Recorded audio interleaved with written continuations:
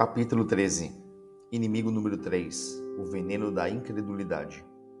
Uma das características da vontade de Deus é que Ele nos chama para fazer o impossível.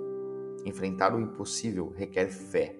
Satanás sabe que se ele puder injetar incredulidade em nossos espíritos, poderá efetivamente nos roubar o melhor de Deus para as nossas vidas.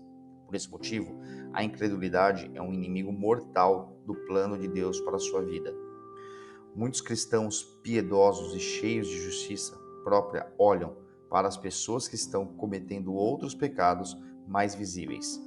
Eles as criticam severamente, sem perceber que a incredulidade do que eles abrigam em seus corações, em alguns casos guardam como uma relíquia em suas doutrinas, é mais maligna aos olhos de Deus do que os pecados que eles estão condenando.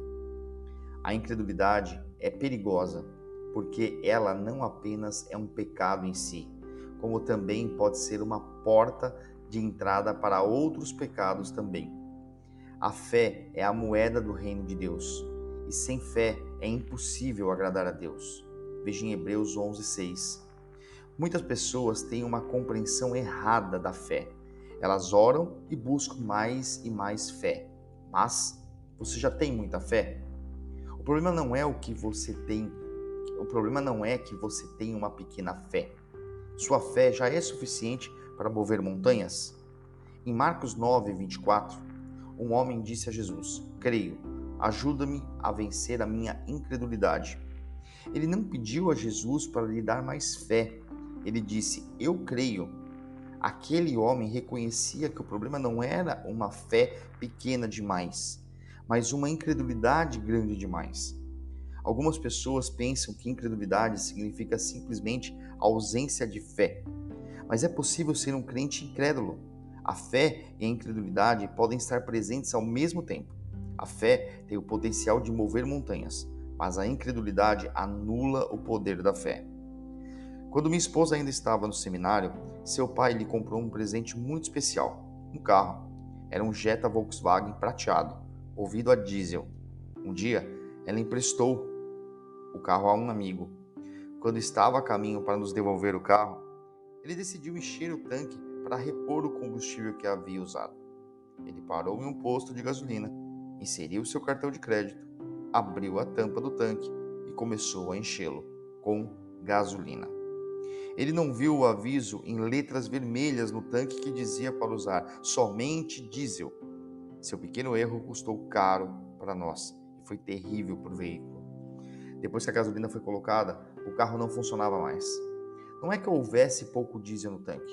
O problema foi a injeção de uma substância que era incompatível com o projeto do veículo. É exatamente assim que a incredulidade funciona. O diabo quer injetar incredulidade em nossos espíritos, porque ele sabe que ela nos levará a uma freada brusca. Em Mateus 17:20, Jesus disse: "Se tiverdes fé, como um grão de mostarda, direis a este monte: passa daqui para acolá, e ele passará. Nada vos será impossível." Em Romanos 12:3, diz que Deus deu a todos uma medida de fé. Algumas pessoas têm uma medida de fé maior do que outras. Algumas têm fé como uma semente de maçã, outras como uma semente de pêssego. Outras pessoas têm a menor medida de fé, como um grão de mostarda. Mas não importa muito, porque ainda que tenha uma fé como um grão de mostarda, ainda tem o suficiente para mover montanhas. Então, qual é o problema? Por que não vi as montanhas de minha vida saírem do meu caminho? Em Mateus 17, do 14 ao 21, certo homem que tinha um filho possuído por demônios foi procurar os discípulos de Jesus em busca de ajuda. Mas quando eles não conseguiram expulsar os espíritos malignos, eles perguntaram a Jesus por que não haviam tido êxito. Ele lhe disse: "Por causa da vossa incredulidade." Jesus reiterou ao continuar dizendo: "Pois em verdade vos digo que, se tiverdes fé como um grão de mostarda, direis a este monte: passa daqui para acolá, e ele passará. Nada vos será impossível."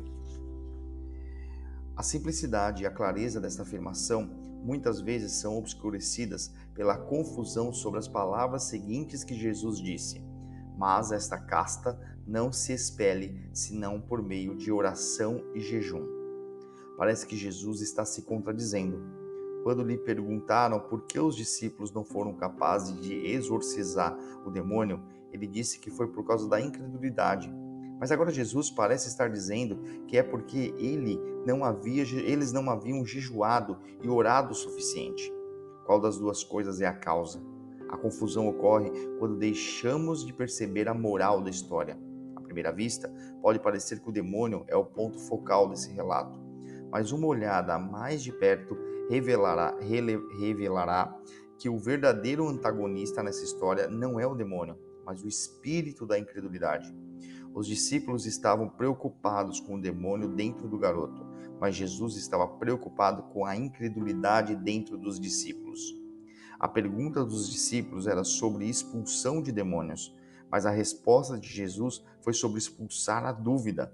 Jesus sabia que quando a incredulidade tiver sido expulsa, exorcizar demônios será coisa fácil. Muito jejum e oração podem ser necessários e úteis para nos ajudar a ter vitória sobre a nossa carne obstinada e expulsar o espírito de incredulidade que bloqueia o poder de Deus, impedindo-o de fluir por nosso intermédio. É esse tipo de incredulidade que só sai por meio do jejum e da oração. Seja qual for o aspecto pelo qual você olhe para ela, a fé é a chave para uma oração poderosa. Esse é o ponto que Jesus quis provar com essa história. Em Mateus 9:25, quando a filha de Jairo morreu, Jesus teve de mandar todos saírem do quarto antes que ele pudesse ressuscitá-la. Jesus não permitiu que todos aqueles céticos debochados vissem o milagre com seus próprios olhos, porque ele tinha de expulsar a incredulidade. Pedro fez o mesmo em Atos 9:40, mas Pedro, tendo feito sair a todos, pondo-se de joelhos, orou e, voltando-se para o corpo, disse: Tabita, levante-se. Ela abriu os olhos e, vendo a Pedro, sentou-se. Jesus ensinou aos seus discípulos uma lição: expulsem o espírito da incredulidade e nada poderá resistir a vocês. Investidores costumam diversificar seus investimentos porque, se uma iniciativa não der certo, eles querem ter algo mais para recorrer. Não coloque todos os seus ovos na mesma cesta. Isso quer dizer, não coloque todos os seus recursos em um investimento, porque se uma das suas cestas quebrar e todos os seus ovos estiverem nela, você perderá tudo. Se você estiver segurando algum dos seus ovos, isso significa que não está 100% confiante que pode colocá-los em uma cesta específica. Pode estar 50% confiante ou mesmo 99% confiante, mas esse pequeno percentual de apreensão é o que estou chamando de incredulidade. Como você sabe quando se livrou de toda a incredulidade? Quando você coloca todos os seus ovos na cesta de Deus. A cesta de Deus é a melhor, ela é plenamente confiável e nunca quebra. Quando Hernán Cortés chegou ao porto de Veracruz, no México, em 1519, ele enfrentou circunstâncias avassaladoras.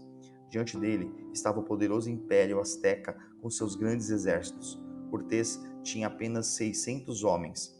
Eles estavam longe de casa em uma terra estranha. Todas as probabilidades possíveis eram contra eles. Cortés sabia que os seus homens teriam sempre um olho nos navios, com saudades de casa. No fundo de suas mentes, eles estavam sempre considerando a alternativa altamente atraente de recuar. Sabia que se aqueles homens estivessem divididos no coração ou na mente, a missão certamente fracassaria.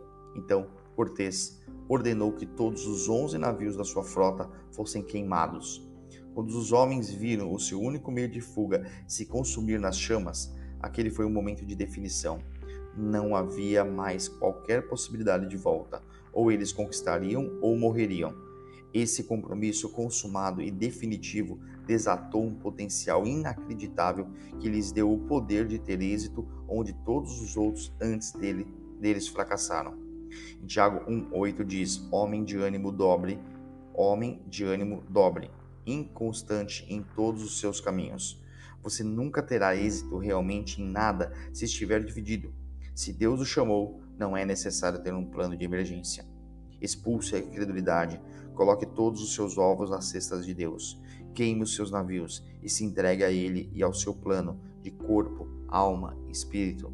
Quando estiver 100% comprometido e não houver volta, você romperá em um nível de eficácia e poder que nunca experimentou.